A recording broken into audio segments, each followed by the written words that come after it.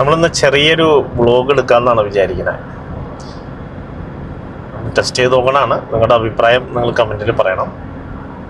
ഇന്നിപ്പോൾ നമ്മൾ പോകുന്നത് മൈസൂർക്കാണ് പോണത്. ഇതിൻ്റെ ഇപ്പോൾ നമ്മൾ ജമാൽക്കായ ഉണ്ട് കൂടെ. ജമാൽക്കായ നമ്മളിപ്പോൾ ഏത് വഴിയാണ് ഇപ്പോൾ മൈസൂർക്ക് പോകണം? കോയമ്പത്തൂർ വഴിയാണോ കോയമ്പത്തൂർ അമ്മൻ വഴിയാണോ പോണേ, അതോ ഏത് വഴിയാണ് പോകുന്നത്? പെരിന്തൽമണ്ണ വഴി, നിലമ്പൂര്, വഴിക്കടവ്, ബന്ദിപ്പൂര് വഴി ആ വഴിയാണ് പോകുന്നത് അല്ലേ?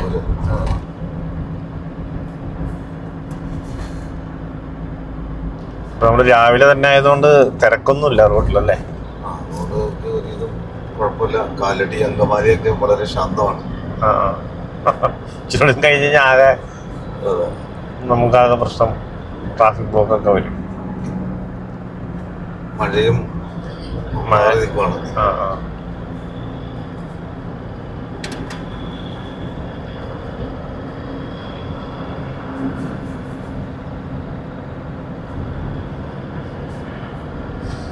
നമുക്കല്ലെങ്കിൽ കോയമ്പത്തൂർ വഴി പോയാലോ?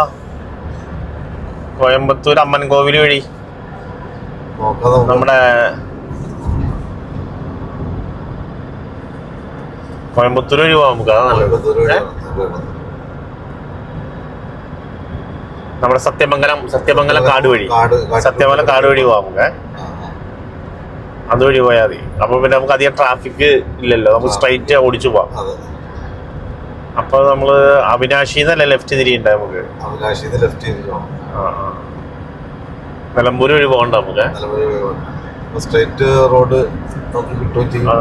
കുറച്ച് ട്രാഫിക്കും കുറവായിരിക്കും.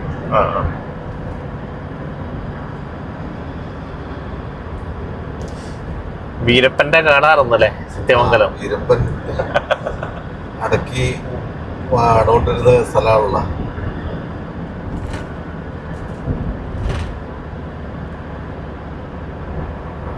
വീരപ്പനേക്കാളും വലിയ കള്ളന്മാരിപ്പോ നാട്ടിലുണ്ടല്ലോ.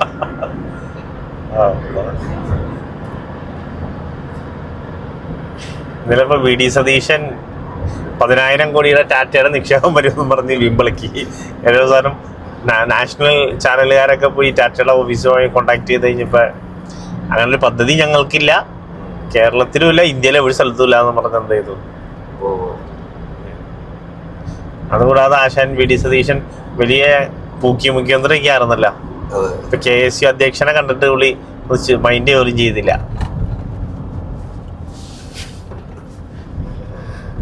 അപ്പൊ ഇന്ന് KC വേണുഗോപാലൊക്കെ എന്ത് ചെയ്തിട്ടുണ്ട്?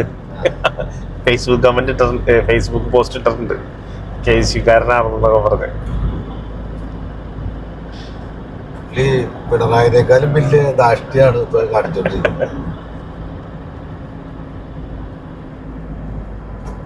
രാജാവ് പ്രജകളെ മൈൻഡ് ചെയ്യാത്തൊരു കണ്ടീഷനിലാണ് പോണത്. പിന്നെ നമ്മുടെ രമേശ് ചെന്നിത്തല ഏതായാലും അടിച്ചു കയറാൻ കസറാണ് അല്ലേ? ഏതായാലും മുഖ്യമന്ത്രിനെയൊക്കെ അടിച്ചു. തൂഫാൻ തന്നെ നമ്പർ 1 വിജയായി പോയി. പുള്ളി കത്തി കയറിക്കൊണ്ടിരിക്കുകയാണല്ലോ. രമേശ് ചെന്നിത്തല വീടിനെയൊക്കെ സൈഡാക്കി കളഞ്ഞു. പുള്ളി ഓണടിച്ചു വന്നപ്പോ ചവിട്ടി കൊടുക്കേണ്ട അവസ്ഥ വന്നേക്കണേ. എവിടെ നോക്കിയാലും ഇപ്പൊ എന്താണ്, ഇപ്പൊ വിജയ് വരാൻ പാടുള്ളൂ ഇനി എറണാകുളത്ത്. വിജയ് മോഹൻലാലും ഒക്കെ ആയിട്ട് രമേശ് ചെന്നിത്തല പ്രോഗ്രാം ഫിക്സ് ചെയ്തേക്കാണ്. കഴിഞ്ഞ ദിവസം പോയി വിജയിനെ കണ്ടിരുന്നു തമിഴ്നാട്. അപ്പോൾ തകഴിയുടെ ഒരു പുസ്തകം സമ്മാനമായിട്ട് കൊടുത്തു വിജയ്ക്ക്. അങ്ങനെ വിജയിനെ ഇൻവൈറ്റ് ചെയ്തിട്ടുണ്ട്, വിജയ് വരാമെന്ന് പറഞ്ഞിട്ടുണ്ട്. അപ്പോൾ അത് ലക്ഷക്കണക്കിന് ആളുകളായിരിക്കും പങ്കെടുക്കുക. ഫാൻസ് തന്നെ വന്നാൽ മതിയല്ലോ. അപ്പൊ അങ്ങനെ തെന്നിന്ത്യൻ താരമായി മാറാണ് നമ്മുടെ ചെന്നിത്തല.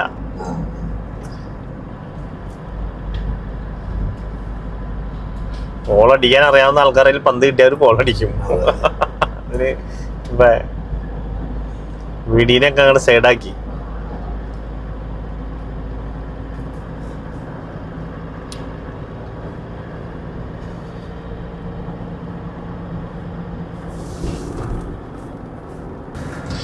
നമ്മളിപ്പോൾ പോകുന്നത് മൈസൂർക്ക് പോകുന്നത് സത്യമംഗലം കാട് വഴിയാണ്. സത്യമംഗലം കാട് കയറുന്നതിന് മുമ്പ് തന്നെ നമുക്ക് ബെന്നാരി അമ്മൻ കോവിലുണ്ട്. നമ്മൾ ചെല്ലുമ്പോൾ കാണിക്കാമല്ല. ബെന്നാരി അമ്മൻ കോവില്, അവിടെ എല്ലാവരും പ്രാർത്ഥിച്ചിട്ടാണ് വലിയ ചരക്ക് വണ്ടികളൊക്കെ മുകളിലേക്ക് കയറി പോകുന്നത്. കാരണം വളരെ വലിയ ഹെയർ പിന്നാണ് സത്യമംഗലം കാട് വഴി. സർ, സിംഗിൾ വണ്ടികൾ മാത്രം, സിംഗിൾ ലോറി മാത്രമാണ് അതുവഴി കയറി പോകുള്ളൂ. വലിയ വണ്ടിയൊന്നും കയറി പോകില്ല. അത്ര വലിയ ഹെയർ പിന്നാണല്ലോ, അതുകൊണ്ടാണ്. ജമാൽക്ക, വലിയ വണ്ടികൾ കയറുവോ സത്യമംഗലം വഴി? വലിയ വണ്ടികളും ഇല്ല, 6 വീല് വണ്ടി, 10 വീല്, ആ വണ്ടികളാണ് പോണത്.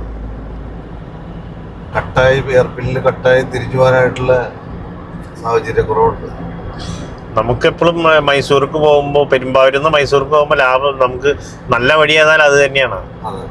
കാരണം അല്ലെങ്കിൽ നിലമ്പൂർ മലപ്പുറം വഴിയൊക്കെ പോകുമ്പോൾ വളരെ വലിയ ട്രാഫിക് ബ്ലോക്ക് അല്ലേ. നമുക്ക് സ്ട്രൈറ്റ് കോയമ്പത്തൂർ അവിനാശി വരെ ഹൈവേ കിട്ടും.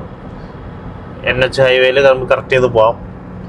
പിന്നെ നമുക്ക് ഇപ്പോൾ ഹൈവേയിൽ കറക്റ്റ് ചെയ്ത് നമുക്ക് പോകാൻ പറ്റുന്നുണ്ട്. പിന്നെ അങ്ങോട്ട് നല്ല ഒരു ട്രാഫിക്കും ഇല്ലല്ലോ നമുക്ക്. ബെന്നാരി അമ്മൻ കോവിൽ കഴിഞ്ഞാൽ പിന്നെ അങ്ങോട്ട് കാട് മൊത്തം ഒരു ട്രാഫിക്കും ഇല്ല. പിന്നെ ആകെ ഉള്ളത് ഹെയർ പിന്നുകളാണ്. ശ്രദ്ധിച്ചു പോണെന്നുള്ളൂ. പിന്നെ ഒരു കാര്യം, അതിലിപ്പോൾ വലിയ ടോറസ് വണ്ടികളൊന്നും വരുന്നില്ല. ആകെ സിംഗിൾ വണ്ടി മാത്രം എന്ത് ചെയ്യുള്ളൂ, അതുവഴി ഇറങ്ങി വരുള്ളൂ. അതുകൊണ്ട് നമുക്ക് എന്തില്ല, അത്തരത്തിൽ പേടിക്കേണ്ട കാര്യമില്ല, പെട്ടെന്ന് എത്തുകയും ചെയ്യാം. ഇതിപ്പോൾ ഈ സമയത്ത് നമ്മൾ ഇനി നിലമ്പൂർ വഴി വഴിക്കടവൊക്കെ വഴി പോകാൻ നോക്കി കഴിഞ്ഞാലേ നമ്മൾ നിലമ്പൂർ എത്തുമ്പോൾ തന്നെ ഒരു സമയമാവും. കാരണം അത്രമാത്രം ട്രാഫിക് ആയിരിക്കും മലപ്പുറം നിലമ്പൂർ ഏരിയയിലെല്ലാം. നമ്മൾ ഉദ്ദേശിക്കുന്ന പോലെ നമുക്ക് ഓടിച്ചെത്താൻ സാധിക്കില്ല. അല്ലാതെ അതാവുമ്പോൾ നമുക്ക് ഒരു തിരക്കില്ല. ഇനിയിപ്പോൾ തൃശ്ശൂർ മണ്ണുത്തി കഴിഞ്ഞാൽ പിന്നെ ഒട്ടും തിരക്കില്ല. നല്ല രീതിയിൽ നമുക്ക് ഓടിച്ചു പോകാം.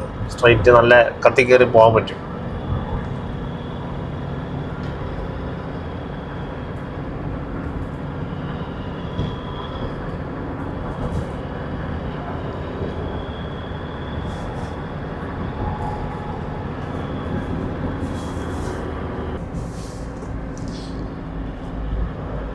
അങ്കമാലി മുതൽ തൃശ്ശൂർ വരെ ഉള്ള ഹൈവേയിൽ എത്ര സിഗ്നലുകളല്ലേ. യഥാർത്ഥത്തിൽ ഇവന്മാർക്ക് ഇത് നേരത്തെ തന്നെ അറിയാൻ പാടില്ല. ഇത് എന്നാലേ നമ്മൾ തമിഴ്നാട്ടിലൊക്കെ നോക്കി ഓരോ ചെറിയൊരു ഇതുപോലും കാണാൻ പറ്റുന്നില്ല. നമുക്ക് ചെറിയ ടൗൺ പോലും കാണാൻ പറ്റില്ല. എല്ലാ സ്ഥലത്തും ഫ്ലൈ ഓവറാണ്, എല്ലാ ഹൈവേയിലും. ടൗണൊക്കെ സിറ്റി വിട്ടിട്ട് ഹൈവേ വിട്ടിട്ട് ഉള്ളിലേക്ക് കയറിയിട്ടല്ലേ ടൗണുകളും.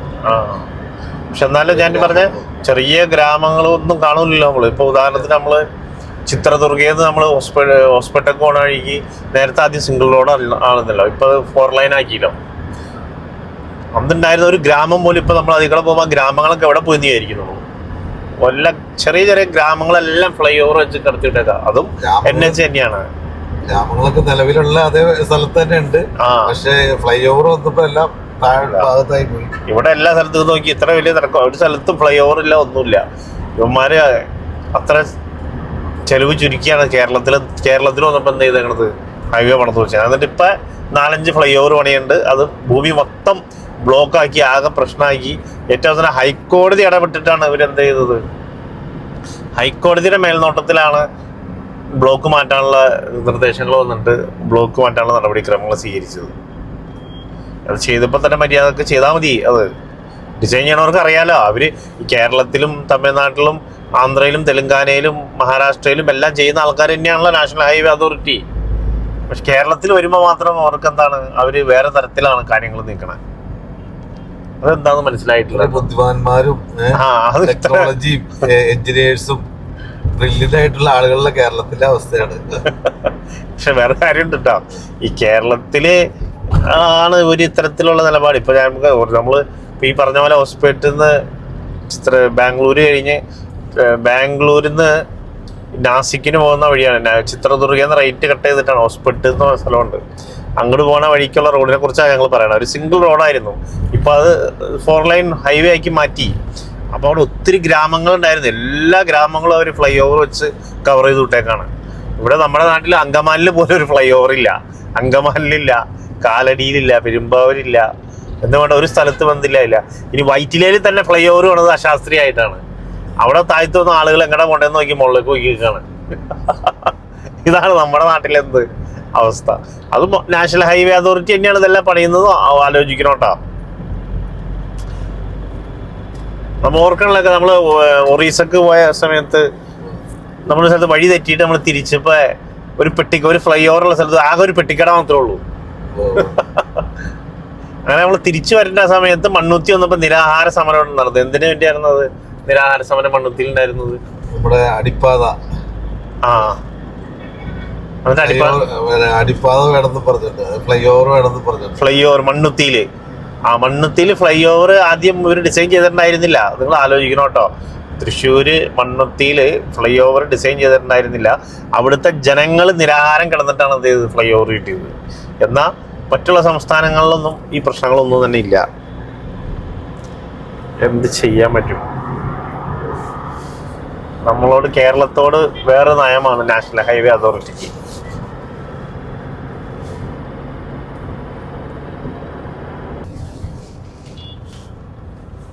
ഇപ്പോൾ നമ്മൾ തൃശ്ശൂര് പാലിയേക്കര ടോളിലെത്തിയിട്ടുണ്ട് നമ്മള്. ഇനിയിപ്പോൾ കുറച്ച് കാലം കഴിയുമ്പോൾ നിതിൻ ഗഡ്കരി പറഞ്ഞിരിക്കുന്നത് ഇനി സാറ്റലൈറ്റ് സംവിധാനത്തിലൂടെ ടോള് ഈടാക്കുന്നതാണല്ലോ. ഈ ടോൾ പ്ലാസകൾ എടുത്തു കളയും, ഓട്ടോമാറ്റിക്കായിട്ട് റീഡ് ചെയ്യും. എത്ര സമയം നമ്മൾ റോഡിലൂടെ സഞ്ചരിക്കുന്നു അത്ര കൊടുത്താൽ എന്നൊക്കെയാണ് പറയണത് BJP-കാർ. എന്ത് കൊള്ളയാണ് അവർ ഉദ്ദേശിക്കുന്നത്? അവരെന്തെങ്കിലും കാര്യം നടപ്പിലാക്കണ്ടെങ്കിൽ അതിന്റെ പിന്നിൽ എന്തുണ്ടാവും? എന്തെങ്കിലും തരത്തിലുള്ള കൊള്ളയോ, അല്ലെങ്കിൽ അവരുടെ മക്കൾക്ക് ആരെങ്കിലും എന്തെങ്കിലും കാര്യങ്ങളോ, ഏതെങ്കിലും സംഘികൾക്ക് എന്തെങ്കിലും ലാഭം കിട്ടുന്ന കാര്യങ്ങളൊക്കെ ഉണ്ടാവും അല്ലേ? അതല്ല, അതൊരു കാര്യം അവർ നടപ്പിലാക്കൂലല്ലോ. കഴിഞ്ഞ ദിവസം പറക്കണ ബസ് ഉണ്ടാക്കും എന്നൊക്കെ പറഞ്ഞ് വിമളിക്ക് എന്ന് പറയുന്നുണ്ട് പുള്ളി. ശ്രീരാമനെ വരെ കട്ടോണ്ട് പോയില്ലേ? ശ്രീരാമനെ കട്ടാം. അയോധ്യയില് ക്ഷേത്രം മൊത്തം കൊള്ളയടിച്ചോണ്ടില്ല. എത്ര കോടി തട്ടിപ്പാണ്? 200 കോടി രൂപയുടെ അല്ലേ? അത് കണക്കിലുള്ളത്, കണക്കില് പറഞ്ഞേക്കണത്, കണക്കിലുള്ളത്. എന്ത് ചെയ്യണത്? ശ്രീരാമനെ വരെ ഇവര് എന്ത് ചെയ്യാണ്? അടിച്ചു മാറ്റാണ് അല്ലേ? ഇവര് വിശ്വാസികളല്ലാതെ എനിക്ക് തോന്നണം അല്ലേ? മറ്റുള്ളവരെ മുന്നില് എത്ര നല്ല ഭക്തന്മാരായ ആളുകളാണ് അവര്. അവരുടെ സമ്പാദ്യമൊക്കെ കൊണ്ടുവന്ന് കാണിക്കായിട്ടും ഒക്കെ ക്ഷേത്രങ്ങളിൽ കൊടുക്കണം അല്ലേ? വഴിപാടായിട്ടും കാര്യങ്ങളായിട്ടും. അതൊക്കെ അടിച്ചു മാറ്റാന്ന് പറഞ്ഞു കഴിഞ്ഞാല് അടിച്ചു മാറ്റൽ കൊലത്തൊഴിലാണെന്ന് എനിക്ക് തോന്നുന്നു ഇവരുടെ അല്ലേ? അടിച്ചു മാറ്റൽ തട്ടിപ്പ് BJP-യുടെ. എന്ത് ചെയ്യണവന്മാരെ കൊണ്ട്. ഇപ്പൊ തന്നെ പെട്രോളില് എത്തനോള് കലർത്തി 20%. അതുകൂടാതെ ഇപ്പൊ 85 ഇറക്കിയിട്ടുണ്ട്. ഈ 20% ഇറക്കിയപ്പോ തന്നെ എന്താണ്,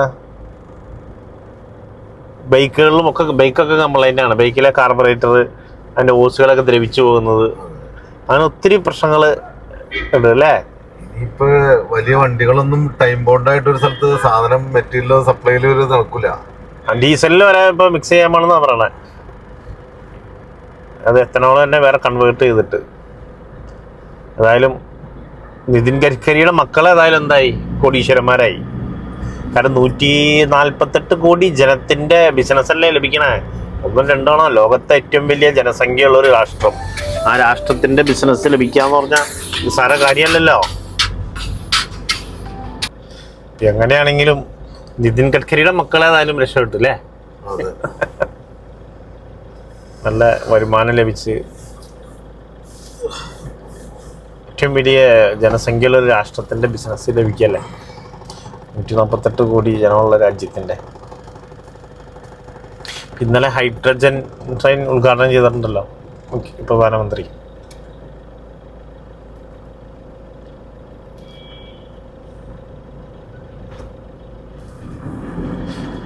ജംഗ്ഷനിലെല്ലാം ഫ്ലൈ ഓവർ വേണ്ടതാണ്. നാഷണൽ അതോറിറ്റി കേരളത്തിൽ വന്നപ്പോൾ സിഗ്നൽ വെച്ചു കൊടുത്ത് ജനങ്ങളെ ഊമ്പിച്ച്. ടോളൊന്നും കൊടുക്കണതിനൊരു നമ്മൾ ടോളല്ല നമ്മളിത് പിടിച്ചെടുത്ത് വാങ്ങിക്കുകയും ചെയ്യാം. ഇപ്പൊ കാസർഗോഡ് ടോൾ തുടങ്ങി എല്ലാ അടിയാണല്ലോ അല്ലേ? ടോൾ തുടങ്ങി അവിടുത്തെ ഗുണ്ടകളെ വെച്ച് ജനങ്ങളെ, പാവപ്പെട്ട ജനങ്ങളെ തല്ലുക എന്നുള്ളതാണ് അവിടുത്തെ കലാപരിപാടി.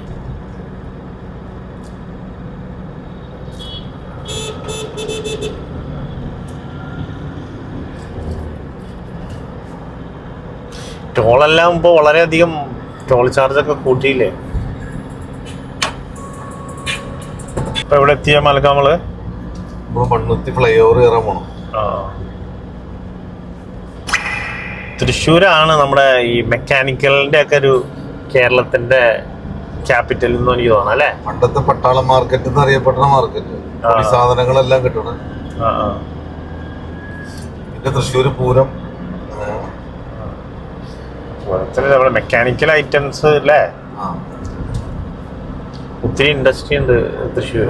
ഒരുപാട് മെക്കാനിക്കൽ ആളുകളും ആൾട്രേഷൻ വർക്കുകൾ കൂടുതൽ ചെയ്യുന്നുണ്ട്. എന്തിന്റെ ഒക്കെ ആൾട്രേഷൻ? വേറെ വണ്ടികളിൽ പുതിയ ടെക്നോളജി ഒക്കെ ഉപയോഗിച്ച് വണ്ടികൾ മോഡിഫിക്കേഷൻ ചെയ്യണ. പിന്നെ ഇപ്പൊ വണ്ടിയുടെ പമ്പ് നോസിലൊക്കെ നമ്മുടെ പെരുമ്പാവൂരിന്ന് വരെ ഇവിടെ വന്ന് പമ്പും നോസിലൊക്കെ ചെക്ക് ചെയ്യാനായിട്ട് ബസ്സുകൾ വരെ നേരത്തെ വരുവാറുണ്ട്. വലിയൊരു മെക്കാനിസമായിട്ട് വണ്ടി സംബന്ധമായിട്ട് വലിയൊരു സ്ഥലമാണ്. പമ്പും നോസിലൊക്കെ ഏറ്റവും കൂടുതൽ ചെക്ക് ചെയ്യാൻ ഏറ്റവും നല്ല സ്ഥലം തൃശ്ശൂരാണോ? തൃശ്ശൂര്. നമ്മുടെ ഇപ്പൊ എറണാകുളത്തും പെരുമ്പാവൂരൊക്കെയും ഉള്ള മിഷനറികൾ എന്നൊക്കെ വെച്ച് കഴിഞ്ഞിട്ടുണ്ടെങ്കിൽ വളരെ തുച്ഛമായ വിലയാണ്. ഇവിടെ 30 ലക്ഷം 50 ലക്ഷം രൂപയുടെ ഒക്കെ മിഷനറികൾ വെച്ചിട്ടുള്ള ടെക്നോളജികൾ ഉപയോഗിച്ചിട്ടാണ് ചെയ്യുന്നത്. അവരെന്താ വ്യത്യാസം ഇപ്പൊ നമ്മള് പെരുമ്പാവൂര് പമ്പിന്റെ അത് ചെയ്യണതും തമ്മിൽ? പെരുമ്പാവൂര് എറണാകുളത്തൊക്കെ ചെയ്യണേക്കാളും നമുക്ക് കുറച്ചുകൂടി സക്സസ് ആയിരിക്കും. അത് റീവർക്ക് വരുന്നില്ല. അത് കുറെ കൂടി ലാസ്റ്റിങ് കിട്ടുന്നുണ്ട്. അത് ചെയ്യണ വർക്കുകൾ അത്ര പെർഫെക്റ്റ് ആണ്.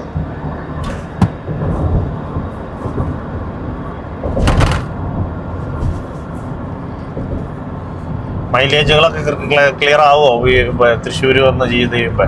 നമ്മളിപ്പോ 1-2 വണ്ടികൾ ചെയ്തിട്ടൊക്കെ അതിനകത്ത് നല്ലൊരു റിസൾട്ടാണല്ലോ നമുക്ക് വന്നേക്കുന്നത്. നമ്മള് പെരുമ്പാവൂര് മൂവാറ്റുപുഴയൊക്കെ ചെയ്തിട്ടുണ്ട്. പൈസകൾ മാത്രം വാങ്ങിക്കാന്നല്ല, അതിന്റെ അപ്പുറത്തേക്കൊന്നും നമുക്കൊരു ഫീഡ്ബാക്ക് ഉണ്ടാവാറില്ല.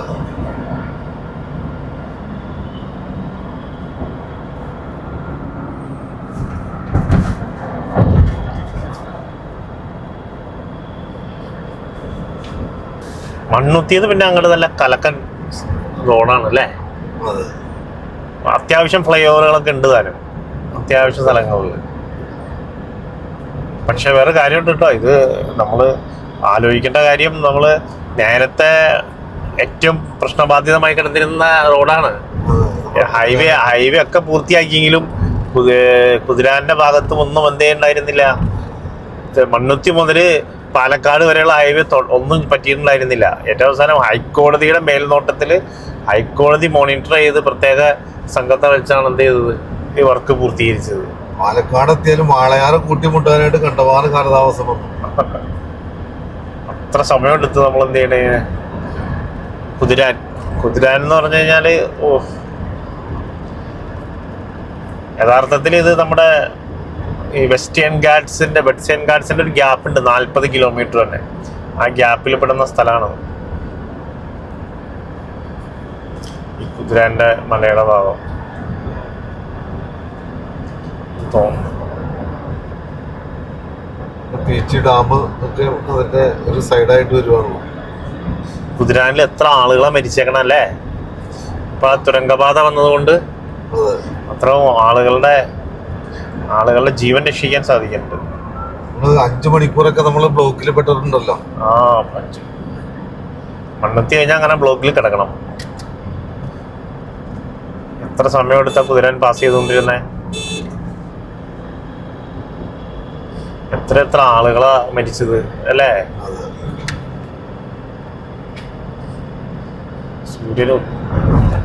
രാവിലത്തെ സൂര്യൻ ഉദിച്ചുയർന്നു വരാണ്.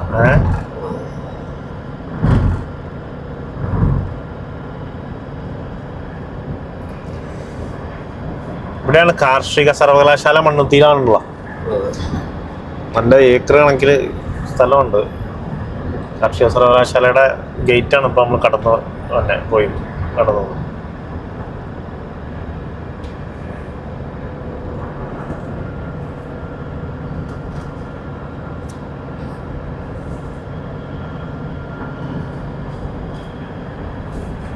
നല്ല 1500 ഏക്കറോളം ഉണ്ടെന്നാണ് അല്ലേ? അഗ്രികൾച്ചർ യൂണിവേഴ്സിറ്റി ഉണ്ട്. അതുകൂടാതെ ഇവിടെയുള്ള എല്ലാ ആളുകളും കുടിൽ വ്യവസായം കണക്കാണ് ചെടികളും ഫലവൃക്ഷങ്ങളും മണ്ണുത്തിയില്. എല്ലാവർക്കും അതൊരു ബിസിനസ്സാണ്. മിക്കവാറും വീടുകളുടെ ഫ്രണ്ടേജ് ഒക്കെ ആയിട്ട് അത് തന്നെയാണ് സംഭവം. മണ്ണുത്തി എന്ന് പറഞ്ഞു കഴിഞ്ഞാൽ ഏതാണ്ട് ഗാർഡന്റെ ക്യാപിറ്റലാണെന്നാണ് കേരളത്തിലെ, അല്ലേ? അതെ, ഗ്രാസുകള്, നാച്ചുറൽ ഗ്രാസുകൾ, ചെടികൾ, വ്യത്യസ്ത തരത്തിലുള്ള ചെടികൾ എല്ലാം. ഇപ്പൊ ചെടികളൊക്കെ നമ്മൾ മറ്റുള്ള ഗാർഡനിൽ നിന്ന് നമ്മുടെ ലോക്കൽ ഗാർഡനിലൊക്കെ 100 രൂപ വാങ്ങിക്കുന്ന ചെടികളൊക്കെ 30 രൂപക്കൊക്കെ മണ്ണുത്തിയിൽ കിട്ടും. മണ്ണുത്തിയിൽ നിങ്ങൾ വന്ന് അന്വേഷിക്കുമ്പോൾ നേരെ റോഡ് സൈഡിലുള്ള സ്ഥലത്ത് അന്വേഷിച്ചിട്ട് കാര്യമില്ല, കുറച്ച് ഉള്ളിലേക്ക് കയറി പോകണം. ഉള്ളിലേക്ക് കയറിപ്പോയി കഴിയുമ്പോൾ നമുക്കെന്ത് അവിടെ ഓരോ വീടുകളിൽ കൃഷി ചെയ്യുന്നുണ്ട്. അവിടെ നിന്നൊക്കെ നമുക്ക് വാങ്ങിക്കാൻ സാധിക്കും. ഉള്ള വില കുറച്ച് ചെടികൾ ലഭിക്കും മണ്ണുത്തിയിൽ. മണ്ണുത്തിയിൽ നിന്ന് തന്നെയാണ് തിരുവനന്തപുരം വരെ ചെടികൾ പോകുന്നത്, കാസർഗോഡ് ഭാഗത്തേക്ക് പോകുന്നത്, എല്ലാം പോകുന്നത് മണ്ണുത്തിയിൽ നിന്നാണ് ചെടികൾ.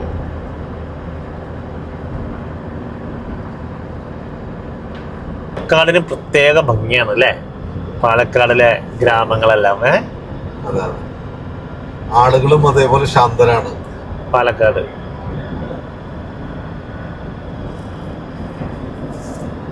നമ്മുടെ പണ്ടത്തെ നാട്ടുപുറങ്ങളിലുള്ള കളിത്തോപ്പുകളും മാവിന്റെ തോട്ടങ്ങളും അങ്ങാടികളൊക്കെ പഴയ ആ ട്രഡീഷണൽ ആയിട്ടുള്ള അങ്ങാടികളൊക്കെയാണ്. പാലക്കാടിന്റെ ഗ്രാമകാഴ്ചകൾ എന്ന് പറഞ്ഞു കഴിഞ്ഞാൽ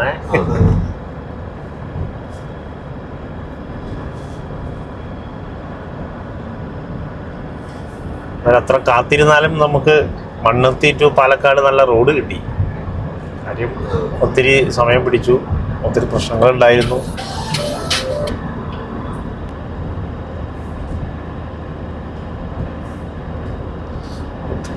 പല പല ടൗണുകളും ഇപ്പൊ ഈ ഭാഗത്ത് ഫ്ലൈ ഓവറിന്റെ അടിയിലാണ്. പട്ടിക്കാട് അല്ലേ?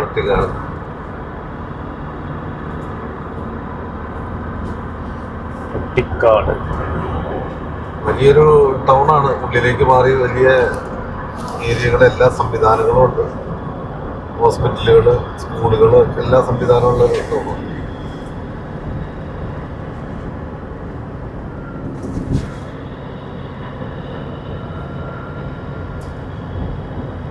പട്ടിക്കാട് കാണാൻ സ്വന്തക്കാരില്ലേ?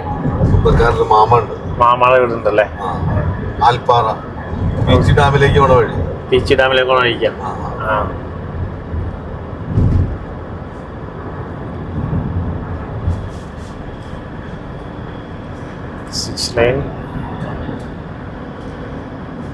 എനിക്ക് തോന്നുന്നു ഈ വെസ്റ്റേൺ ഗാർഡ്സിന്റെ താഴ്വാരായതുകൊണ്ടാണ് മണ്ണുത്തിയില് ഈ ഗാർഡൻ കാര്യങ്ങളൊക്കെ വരാൻ കാരണം എന്ന് എനിക്ക് തോന്നുന്നു, അല്ലേ? പ്രത്യേക ഒരു കാറ്റ് പാലക്കാട് എന്നുള്ള മണ്ണും നല്ല ക്ലേ മണ്ണാണ്. നല്ല കൃഷിക്ക് പറ്റിയ വാഴകൃഷി, കപ്പ കൃഷിയാണ് മെയിനായിട്ട് മണ്ണുത്തി ഭാഗത്തൊക്കെ.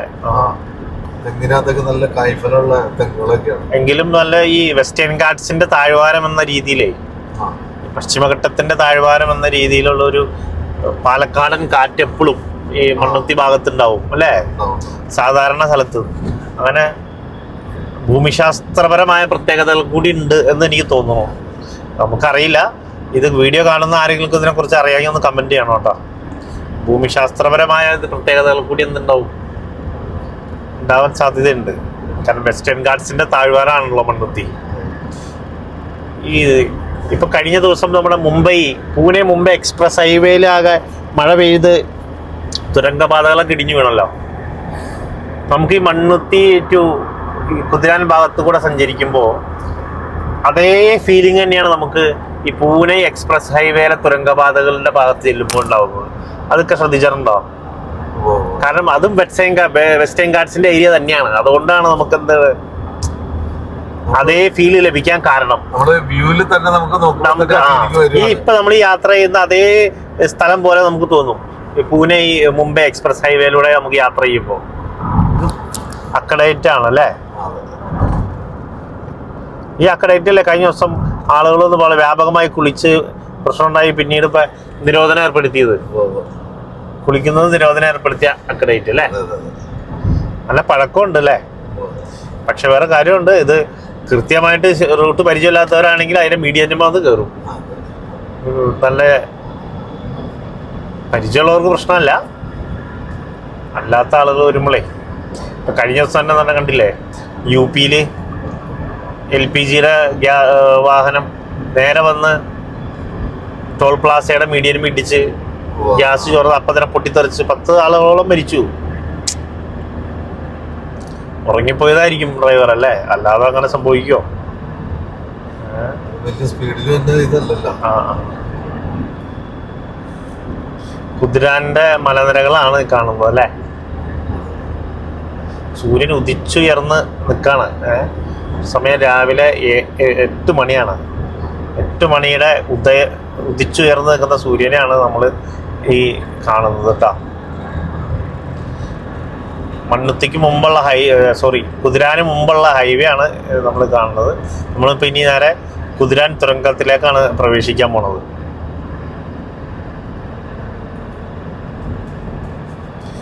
വളരെ ശക്തമായ മഴയായിരുന്നു മുംബൈയിലൊക്കെ.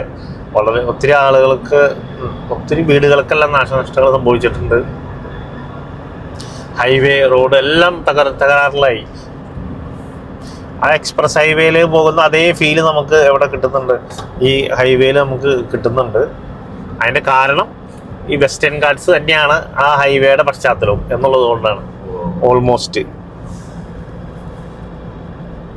ഇങ്ങനെയുള്ള ഈ ട്രെയിലറൊക്കെ പോകുമ്പോ ആ ഒരു ഫീലിലേക്ക് വരുവാണ്. ഇനിയിപ്പോ നമ്മൾ തുരങ്കത്തിലേക്ക് പ്രവേശിക്കുകയാണ്, കുതിരാൻ തുരങ്കത്തിലേക്ക്.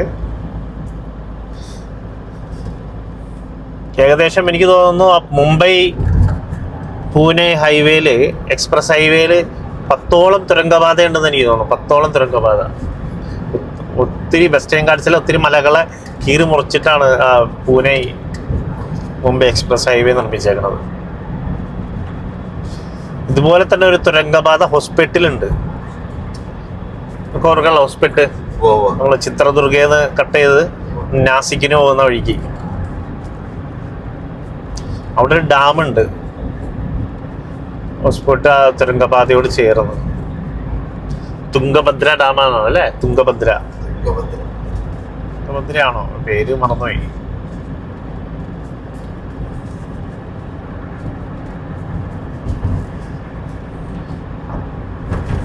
അത്യാവശ്യം ലെങ്ത് ഉണ്ട്. നമ്മുടെ തുരങ്കപാതയെ കുറിച്ച് ചർച്ച ചെയ്യുമ്പോഴാണ് ഇപ്പൊ നമ്മുടെ ഉരുൾപൊട്ടിയിലോ മേപ്പാടിയിലെ എവിടെ തുരങ്കപാത ഉണ്ടാക്കുന്ന സ്ഥലം ഭാഗത്ത്, അവിടെ 8 കിലോമീറ്റർ ആയിരുന്നു തുരങ്കപാത. 8 കിലോമീറ്റർ. യഥാർത്ഥത്തിൽ അത് മണ്ണെടുത്തതൊന്നും അല്ല, കൂട്ടിയതൊന്നും അല്ല, ഇടിഞ്ഞു. യഥാർത്ഥ മല തന്നെ ഇടിഞ്ഞു പോകുന്നത് അല്ലേ? അതിന്റെ ഒരു പോർഷനിൽ നിന്ന് മണ്ണ് പോകുന്നുള്ളൂ. മണ്ണിടിയൽ ഉണ്ടായിട്ടുണ്ട്. കൃത്യമായിട്ടുള്ള മണ്ണ് പരിശോധന, അതിന്റെ സ്ട്രെങ്ത് നോക്കല കാര്യങ്ങളൊന്നും നടന്നിട്ടില്ല എന്നുള്ളതാണ് തോന്നുന്നത്. മരിച്ചവർക്ക് മരിച്ചു. ഈ ഗവൺമെന്റുകളുടെ അശാസ്ത്രീയമായ നിർമ്മാണം കാരണം കൊണ്ടേ എത്ര ആളുകളുടെ മരണം സംഭവിക്കണം അല്ലേ? ഇപ്പൊ നമ്മുടെ അർജുൻ, ആ ഡ്രൈവർ മരിച്ചില്ലേ കർണാടകയില്? അതെല്ലാം 90 ഡിഗ്രിയിൽ കട്ട് ചെയ്ത് നിർത്തിയത് കൊണ്ടല്ലേ?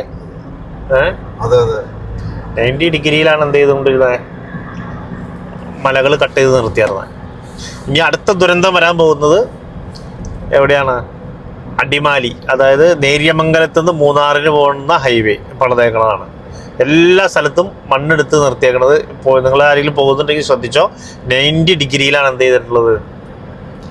മണ്ണെടുത്ത് നിർത്തിയിരിക്കുന്നത്. നേര്യമംഗലം ടു മൂന്നാർ പോകുന്ന പല സ്ഥലങ്ങളിലും.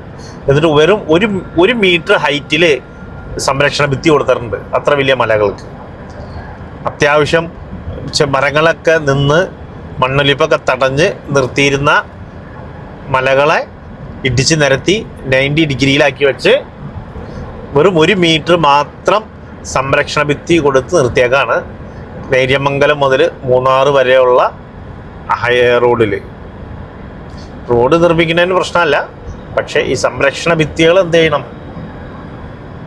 കൃത്യമായി കൊടുക്കണം. അതുകൂടാതെ ചെരിവുകൾ കട്ട് ചെയ്യണത് 45 ഡിഗ്രിയിൽ നിർബന്ധമായിട്ടും എന്ത് ചെയ്തിരിക്കണം? കട്ട് ചെയ്തിരിക്കണം. അതല്ലെങ്കിൽ മണ്ണിടിച്ചിൽ കാര്യങ്ങൾ, ഉരുൾപൊട്ടലെല്ലാം ഉണ്ടാകും. ഇപ്പോൾ എല്ലിനോടെ പ്രതിഭാസം കാരണം കൊണ്ട് ഇപ്പോൾ വളരെ ശക്തമായ പെട്ടെന്നുള്ള മഴകളാണ് സംഭവിക്കുന്നത്. അതുകൊണ്ടാണല്ലോ മുംബൈയിലുമെല്ലാം ശക്തമായ മഴ പെയ്ത് വെള്ളപ്പൊക്കം വരാൻ കാരണം. ഇവിടെ തന്നെ ഇപ്പോൾ നമുക്ക് മഴയില്ലല്ലോ. ഇപ്പം ഡാമുകളിൽ 25% എന്തുള്ളൂ, വെള്ളം ഉള്ളൂ.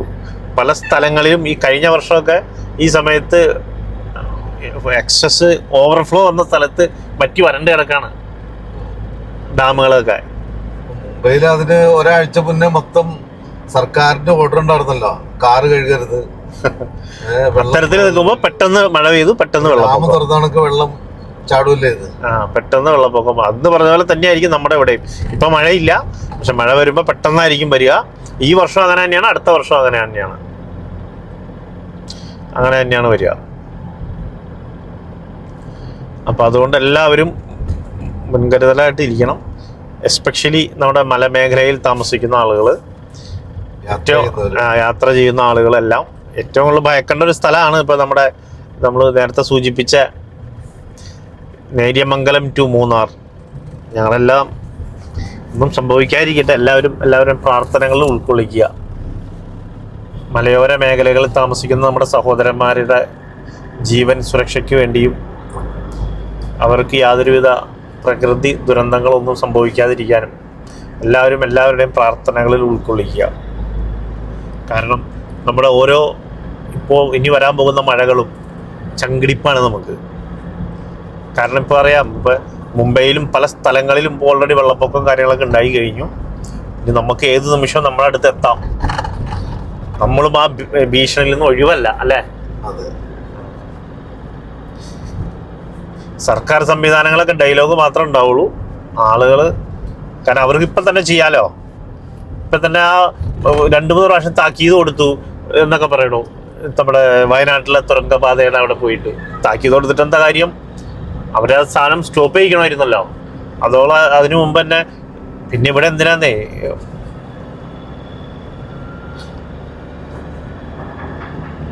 പ്രത്യേക സേനയൊക്കെ എന്തിനാണ്? ആ ഡിപ്പാർട്ട്മെന്റുകളെല്ലാം നമ്മൾ ശമ്പളം കൊടുത്ത്, ജനങ്ങളുടെ ഖജനാവിൽ നിന്ന് ശമ്പളം കൊടുത്ത് ഇവരൊക്കെ തിന്ന് വീർത്തിരിക്കാലോ അവന്മാര്. ആവശ്യമില്ലാതെ ആരെങ്കിലും ഒരാള് പോയി കഴിഞ്ഞാൽ അവരുടെ പുറകെ പോകാനും അവരെ കള്ളക്കേസിൽ കൊടുക്കാനായിട്ട് ഇവിടെ സംവിധാനങ്ങളുണ്ട്. എന്നാൽ ആവശ്യമുള്ള ഒരു നടപടികൾ അവന്മാരെന്ത് ചെയ്യില്ല, സ്വീകരിക്കില്ല. മേപ്പാടിയിലൊക്കെ ഹിന്ദി ലേബേഴ്സൊക്കെ ആയതുകൊണ്ട് അവര് കൃത്യമായ കണക്ക് വിവരങ്ങളൊന്നുമില്ല. ഇപ്പോഴും പലരും മണ്ണിന്റെ അടിയിൽ ഉണ്ടെന്ന് തന്നെയാണ് പല ആളുകളും പറയുന്നത്. കളക്ടർ ഉത്തരവ് കൊടുത്തിരുന്നു സ്റ്റോപ്പ് നിർത്താൻ, സംഗതി മണ്ണ് നീക്കാൻ എന്നൊക്കെ പറയുന്നു. യഥാർത്ഥത്തിൽ അവിടെ ഇത്ര സംലീനമായിട്ട് മഴ പെയ്യുമ്പോൾ ഇത്തരത്തിലുള്ള നിർമ്മാണ പ്രവർത്തനങ്ങളുള്ള നടക്കുന്ന സ്ഥലങ്ങൾ എന്താണ്, ഏതൊക്കെയാണെന്നൊരു ലിസ്റ്റ് തയ്യാറാക്കി അതൊക്കെ കയ്യിൽ വെച്ച് കൃത്യമായ നിർദ്ദേശങ്ങൾ കൊടുത്ത് അതെല്ലാം നിർത്തിക്കുക, അവിടുന്ന് മാറ്റുക. ഇത്തരത്തിലുള്ള നടപടിക്രമങ്ങളൊക്കെ ഗവൺമെന്റും അവിടെയുള്ള ആളുകളും സ്വീകരിക്കണം, ഉദ്യോഗസ്ഥരും. അവിടെയുള്ള ആക്ഷൻ കൗൺസിൽ ആളുകളൊക്കെ ഉണ്ടല്ലോ, അവർക്ക് അറിയാലോ ഇതിനു മുമ്പ് ഈ മഴ സമയത്ത് ഇത്രയും ആളുകൾ മരണപ്പെട്ടിട്ടുണ്ട്. അപ്പൊ അതൊക്കെ നിർത്തിവെക്കുക, കാര്യങ്ങൾ ചെയ്യാനായിട്ട് സർക്കാരിലേക്ക് അവർക്കൊരു പ്രക്ഷോഭമൊക്കെ നടത്താം. ഈ ദുരന്ത നിവാരണ സേന എന്തിനായിരിക്കുമോ ഉണ്ടാവുള്ളത്? അവർക്ക് കൃത്യമായ ഫണ്ടുകൾ ഉള്ളതാണ്. അപ്പം അത്തരത്തിലുള്ള പ്രശ്നമുള്ള സ്ഥലങ്ങളിൽ നിന്ന് ആളുകൾ അവർ മാറ്റണമായിരുന്നു മുൻകൂട്ടി തന്നെ. ഇനിയാണെങ്കിലും എന്ത് ചെയ്യുക, ശക്തമായ മഴ വരുന്ന സ്ഥലങ്ങളിൽ പ്രശ്നബാധിത പ്രദേശങ്ങൾ ചാർട്ട് ചെയ്തിട്ട് എന്ത് ചെയ്യണം, ഈ ആളുകളെ കൃത്യസമയത്ത് ഇത്ര മഴ കൂടുതൽ അവിടെ ലഭിക്കുന്നുണ്ടെങ്കിൽ അപ്പം തന്നെ അവിടെ നിന്ന് മാറ്റാനുള്ള സംവിധാനങ്ങൾ ചെയ്യണം. ഓൾറെഡി ലിസ്റ്റൊക്കെ ഉണ്ട് ഗവൺമെന്റ് സംവിധാനത്തിന്റെ കയ്യിൽ. ഈ പ്രശ്നബാധിത സ്ഥലങ്ങളുടെ ലിസ്റ്റൊക്കെ ഉണ്ടാവും. പക്ഷെ അവന്മാരും പണിയെടുക്കൂലല്ലോ. എന്തെങ്കിലും ചെയ്യണമെങ്കിൽ പണിയെടുക്കണ്ടേ? നമ്മുടെ ഗൾഫ് രാജ്യങ്ങളിലാണെങ്കിൽ ചൂട് കറുത്ത് കഴിഞ്ഞിട്ടുണ്ടെങ്കിൽ അവളുടെ ഡ്യൂട്ടിയുടെ ടൈം തന്നെ മാറ്റും. നമ്മുടെ നാട്ടിലും ഉണ്ട്, പക്ഷെ അതൊന്നും പ്രാവർത്തികമാവുന്നില്ല. അല്ല, നമ്മുടെ നാട്ടിലാണ്, കേരളത്തിലാണ് പിന്നെയും എന്ത് ചെയ്യുന്നത്, ഓറഞ്ച് അലർട്ടും യെല്ലോ അലർട്ടൊക്കെ പ്രഖ്യാപിക്കുന്നത്. ഈ ഉത്തരേന്ത്യയിലൊക്കെ എന്താ അലർട്ടാ?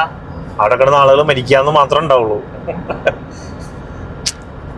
ഇത്രയും പ്രബുദ്ധരായ ജനമുള്ള കേരളത്തിൽ ഇതാണ് അവസ്ഥ. ഇത്രയും പ്രബുദ്ധരായ ജനം ഉള്ളത് കൊണ്ട് മാത്രമാണ് എന്ത് ചെയ്യുന്നത്, കേരളത്തിലെ ജനങ്ങൾ, അതായത് ലോകത്ത് ഉള്ള 852 കോടി ജനത്തിൽ ഏറ്റവും പ്രബുദ്ധരായ ജനം എനിക്ക് തോന്നുന്നു കേരളത്തിലാണ്. 852 ലോക ജനസംഖ്യയിലുള്ള ഈ 3.5 കോടി ജനം എന്താണ്, കൃത്യമായി എന്തിനേയും ചോദ്യം ചെയ്യുന്ന ജനതയാണ്. അതിന് കേരള ജനത്തെ അഭിനന്ദിച്ചേ പറ്റൂ. അത്രയ്ക്കും ചോദ്യം ചെയ്യുന്ന ഒരു ജനവിഭാഗം ഇവിടെ വസിക്കുമ്പോഴാണ് ഈ ഗവൺമെന്റ് സംവിധാനങ്ങളൊക്കെ ഇത്തരത്തിൽ പെരുമാറുന്നത്. അത്തരത്തിലുള്ള ജനവിഭാഗം ഉള്ളത് കൊണ്ടാണ് ഇവർ പിന്നെയും എന്ത് ചെയ്യണത്, പണിയെടുക്കുന്നത്. അധികമാരൊന്നും ഒരു പണിയെടുക്കൂല. നമ്മുടെ കഴിഞ്ഞ പ്രാവശ്യം ഇപ്പൊ ഈ സൂര്യാഘാതം ഉണ്ടായതിന് UP-യിലല്ലേ അതിന്റെ റിപ്പോർട്ട് പോലും ഡോക്ടർമാർ കൊടുക്കാതിരുന്നത്? UP-യിലൊക്കെ ഒത്തിരി ആളുകൾ മരിച്ചു സൂര്യാഘാതമേറ്റ്. പക്ഷെ അതില്ല, സൂര്യാഘാതമേറ്റാണ് മരിച്ചതെന്ന് പറഞ്ഞിട്ട് സർട്ടിഫിക്കറ്റ് ആളുകൾക്ക് കൊടുക്കില്ല. കാരണം വരുന്നത് പക്ഷാഘാതവും ഹൃദയാഘാതവും ഒക്കെ ആയിട്ടാണ് ആളുകൾ പറഞ്ഞല്ലോ. ഈ സൂര്യാഘാതം ഏറ്റ് കഴിയുമ്പോൾ അവര് പോസ്റ്റ്മോർട്ടം റിപ്പോർട്ടിൽ അത് മെൻഷൻ ചെയ്യില്ല. കാരണം മെൻഷൻ ചെയ്ത് കഴിഞ്ഞാൽ അവർക്ക് എന്ത് ചെയ്യണം, ദുരന്ത നിവാരണ ഫണ്ടിൽ നിന്ന് 4 ലക്ഷം രൂപ കൊടുക്കണം ജനത്തിന്. അന്ന് അത് കൊടുക്കാതിരിക്കുക എന്നുള്ളത്, പിന്നീട് ഇത്ര ആളുകൾ മരിച്ചു എന്നുള്ള ഡാറ്റ പൂഴ്ത്തി വയ്ക്കുക എന്നുള്ളത്. ഇപ്പൊ ക്രൈം റെക്കോർഡ് വരുമ്പോൾ കേരളത്തിലാണല്ലോ ഏറ്റവും കൂടുതൽ ക്രൈം റെക്കോർഡ്. അപ്പൊ അത് കണ്ടുകൊണ്ട് കേരളത്തിനെ എതിർക്കുന്ന ആൾക്കാർ കേരളം ക്രിമിനലുകളുടെ നാട്. യഥാർത്ഥത്തിൽ വസ്തുത അതല്ല. കേരളത്തിലുള്ള ഈച്ച് ആൻഡ് എവരി ചെറിയ കേസുകൾ പോലും രജിസ്റ്റർ ചെയ്യപ്പെടുന്നുണ്ട് എന്നുള്ളതാണ്. അതുകൊണ്ടാണ് എന്ത് വന്നത്, കേരളത്തിലെ അത്ര നാഷണൽ ക്രൈം റെക്കോർഡ് അനുസരിച്ച് ക്രൈം റേഷ്യോ കൂടാനുള്ള കാരണം. ഈച്ച് ആൻഡ് എവരി ചെറിയ മൈന്യൂട്ട് കേസ് പോലും കേരളത്തിൽ എന്ത് ചെയ്യും, രജിസ്റ്റർ ചെയ്യപ്പെടുന്നുണ്ട് എന്നുള്ളത് കൊണ്ടാണ് കേരളത്തിൽ കൂടുതൽ. ബാക്കി UP-യിലും സംഗതിയൊക്കെ ക്രൈം. ഇപ്പം കഴിഞ്ഞ ദിവസം നമ്മൾ കണ്ടല്ലോ എല്ലാവരും, ഒരു മനുഷ്യൻ റോഡിലെ കുഴി ചൂണ്ടിക്കാണിച്ചതിന് പോലീസ് അറസ്റ്റ് ചെയ്ത് അവനെ ശരിക്കും തല്ലി, എന്നിട്ട് മാപ്പ് പറയിപ്പിച്ചു. റോഡിലെ കുഴി ചൂണ്ടിക്കാണിച്ചതാണെന്ന് അവൻ ചെയ്ത തെറ്റ്. അവൻ ചെയ്ത ആകെ തെറ്റ് റോഡിലെ കുഴി ചൂണ്ടിക്കാണിച്ചു എന്നുള്ളതാണ്. കുഴി ചൂണ്ടിക്കാണിച്ചതിന് പാവത്തിന് എന്ത് ചെയ്തു, യോഗി ആദിത്യനാഥിന്റെ പോലീസ് മർദ്ദിച്ചു. അത് ഇപ്പൊ അവിടെ മാത്രമല്ലല്ലോ, ഇപ്പൊ നമ്മുടെ നാട്ടിൽ ഇപ്പൊ കഴിഞ്ഞ ദിവസമല്ലേ പത്തനംതിട്ടയിൽ ഒരു 13കാരി പീഡന കേസുമായി ബന്ധപ്പെട്ട് വ്യാജ ആരോപണം ഉന്നയിച്ചിട്ട് 20 വയസ്സുകാരൻ ഒരു പയ്യനെ കൊണ്ടുപോയി പോലീസ് എന്ത് ചെയ്തത്, തല്ലിച്ചതച്ചത്.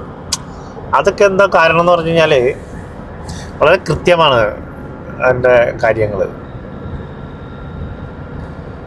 കാരണം 1861 പോലീസ് മാനുവൽ അനുസരിച്ചാണ് പല പോലീസ് സേനകളും പ്രവർത്തിക്കുന്നത്.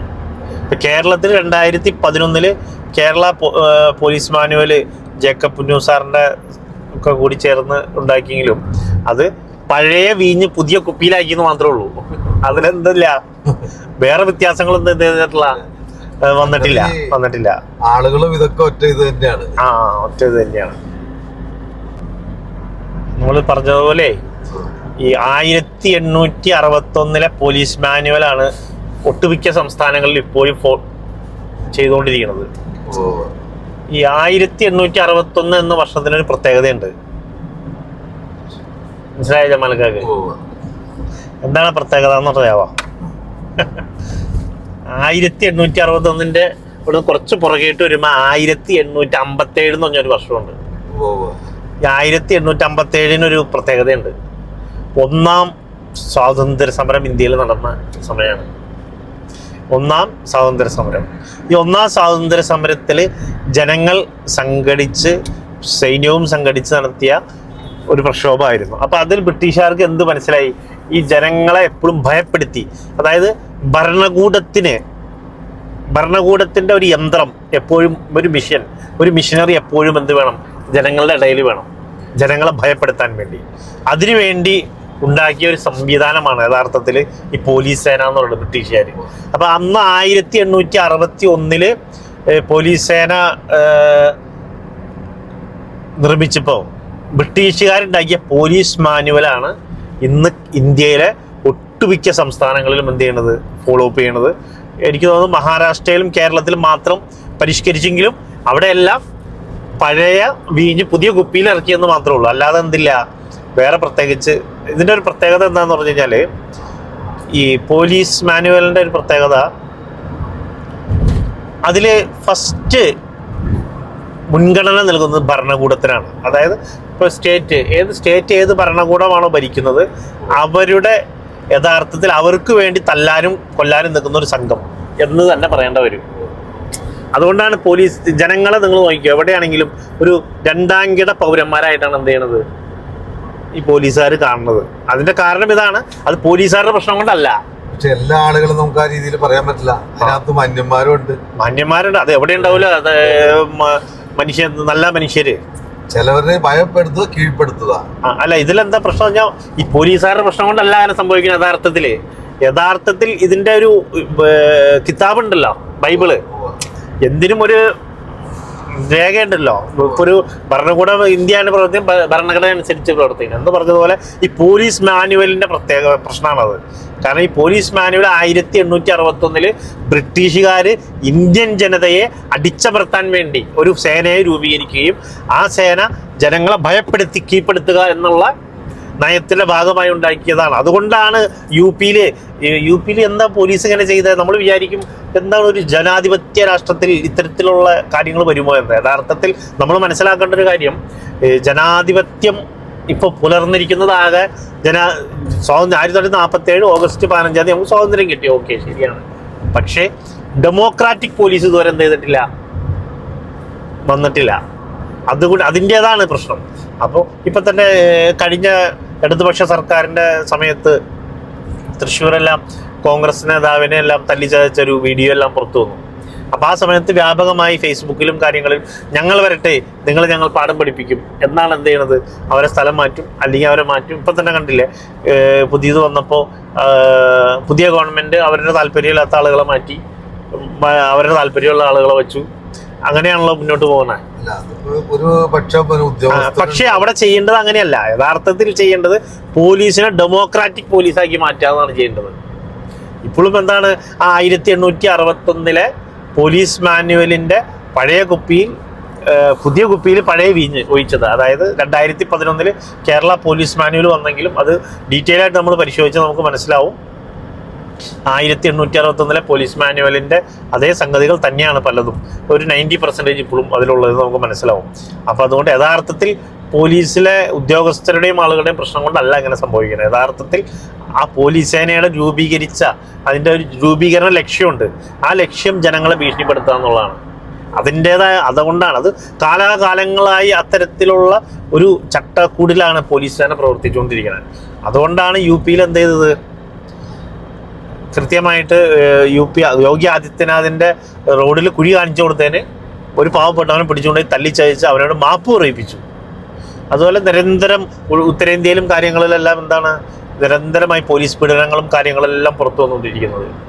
പക്ഷെ കേരളത്തിൽ എത്ര പ്രബുദ്ധരായ ജനമുള്ളത് കൊണ്ട് മാത്രമാണ് എന്ത് ചെയ്യണത്, കേരളത്തിലെ ജനത എന്ന് പറയുന്നത് ഏറ്റവും അഭിനന്ദനാർഹമായ ഒരു ജനതയാണ് കേരളത്തിലെ.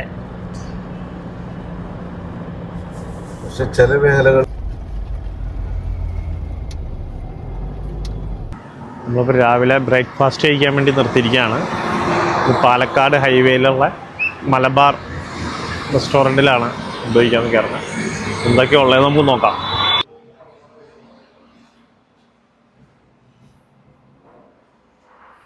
അത്യാവശ്യം നല്ല ഫുഡ് കിട്ടുന്നൊരു ഹോട്ടലാണിത്. പാലക്കാടിന് വന്നിട്ട് ഓർഡർ കൊടുക്കാൻ ഓർത്തിരിക്കുകയാണ്. സപ്ലയർ വന്നിരുന്നു, ഒരാളോട് വരാനുണ്ട്, അത് കഴിഞ്ഞിട്ട് പറയാമെന്ന് പറഞ്ഞ് നിർത്തിയേക്കാം.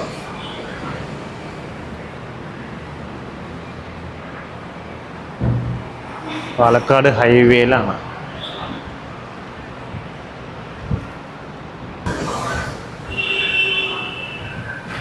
ജമാലക്കത് കറക്റ്റ് സ്ഥലം ഏതാ? വടക്കഞ്ചേരിയാണോ?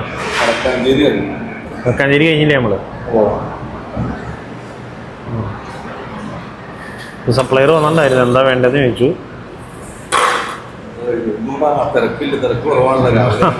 തിരക്കുകൾ കാണാനുള്ള സാമ്പത്തിക ഞെരുക്കത്തിൻ്റെ അല്ല, ആളുകൾ ട്രാവൽ കുറേ വാർത്ത ചെയ്യുന്നതല്ലേ. എന്താ കഴിക്കാനുള്ള ഫുഡ് കഴിച്ചാലോ നമുക്ക്? നമ്മുടെ മലയാളിയുടെ അടിസ്ഥാന ഭക്ഷണം പുട്ടും കടലേ. മതി. കഷ്ണം ചെറിയ കഷ്ണങ്ങളല്ലേ, ചില സ്ഥലത്ത് പറയാൻ പറ്റില്ല. 10 ആൾ കഴിക്കണായിരിക്കും ഒരു കഷ്ണേ.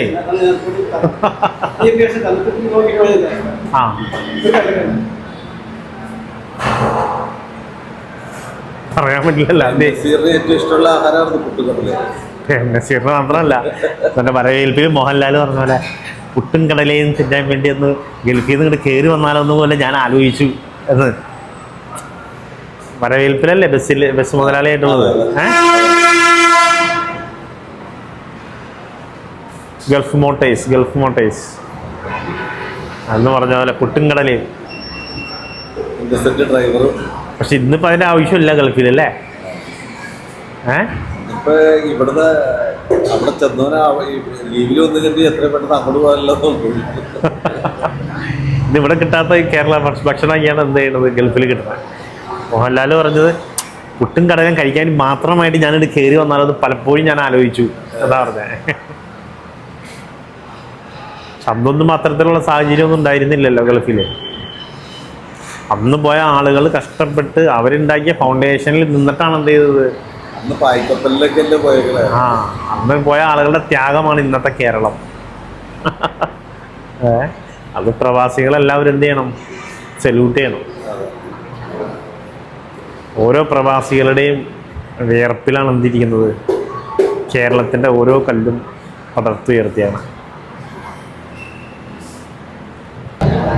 ഫുഡ് വന്നാണ്. പുട്ടും കടലക്കറിയാണ് നമുക്ക് ഫുഡ് എന്ന് വന്നിട്ടുള്ളത്. അതിൽ കഴിച്ചതിന് ശേഷം ഞങ്ങൾ അഭിപ്രായം പറയാം അല്ലേ? നമുക്ക് കഴിച്ചാലാ? മാലക്ക, നമ്മൾ കയറിയ സമയത്ത് ആരും ഉണ്ടായിരുന്നില്ല. ഫുള്ളാളായി.